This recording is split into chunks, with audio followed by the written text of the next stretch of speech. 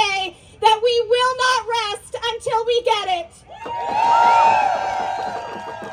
250,000 CUPE members work on the front line in every single corner of our healthcare system across this country. We are in hospitals, in long-term care facilities, in home care agencies, we're in blood clinics, in public health, in our ambulances, and these members see firsthand the devastating consequences of deliberate government neglect. Untenable workloads, violence in the workplace, inadequate pay, inadequate benefits, and a complete lack of respect on the job have all contributed to the worst staffing crisis that we have ever seen.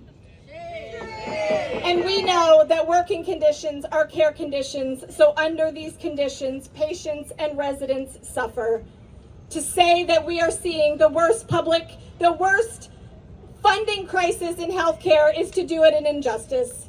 The problems that were exposed by the pandemic haven't been fixed, and in many cases, they have been made worse. You heard it from B. A record number of emergency rooms are closing. Wait times are dangerously unreasonable. Millions of people in this country are without a family doctor. Yet the premiers that are meeting here behind us are offering little to no solutions.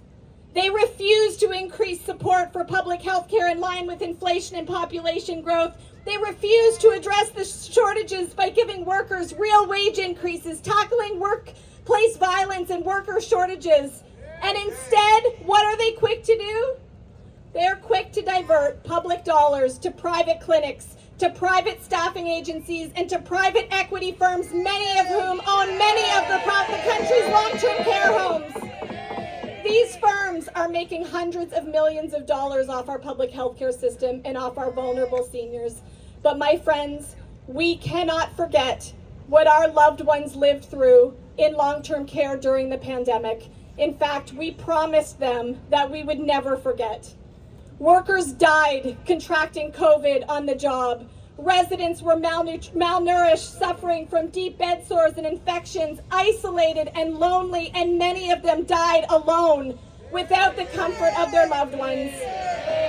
Workers begged for proper protective equipment, but instead they were given garbage bags as gowns and loose-fitting paint masks in poorly unventilated systems.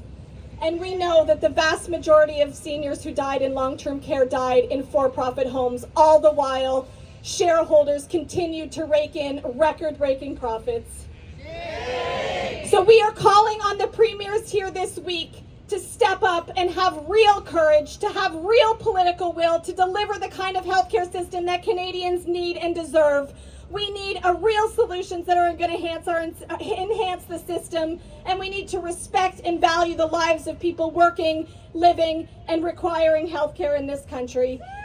And we need the premiers to take swift action to implement the pharmacare bill in their provinces. Instead of dragging their feet, they should be working with us to pressure Ottawa for more medications. And my friends, enough of this rhetoric from premiers telling Ottawa to stay in their lane. The truth is, Canadians expect and demand that all parts of this country, provincial and federal governments, are going to be working together to deliver the kind of system that healthcare needs and deserves in this country. It's time to put the ego aside and deliver for Canadians. So my friends, let's send a clear message today. Let's commit that we will fight back against privatization. We will fight back against the exploitation of workers. We will fight back against this poison pill of privatization. And we will send a loud and clear message to all of the premiers, to Prime Minister Trudeau, to wannabe Prime Minister Pierre Poilievre, that we are organized, we will mobilize, and we will do whatever it takes to defend and expand public health care in this country. Solidarity, my friends!